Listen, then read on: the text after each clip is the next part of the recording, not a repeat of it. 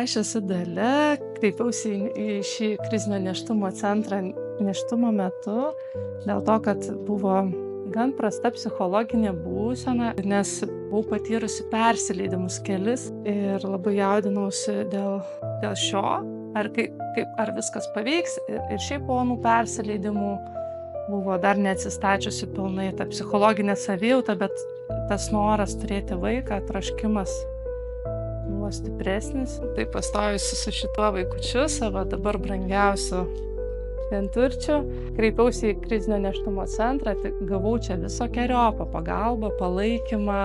Iš pradžių nėštumo metu dalyvavau nuotolinėse grupėse, susiradau įvairių pažinčių ir tas bendruomeniškumo jausmas labai daug ką davė. Jautiesi tada ne viena, neatskirta nuo viso pasaulio. O paskui ir pagimdžius vaikelį, taip pat vyko čia ir gyvi susitikimai su moterim, kurios neseniai gimdžiusios su kūdikiais, kad neužsibūti namie tarp tų keturių sienų, kad truputį išeiti ir prasiblaškyti. Ir tikrai labai buvo gera pabendrauti būtent apie tą visą savijautą, apie iššūkius. Tikrai verta kreiptis į šį centrą.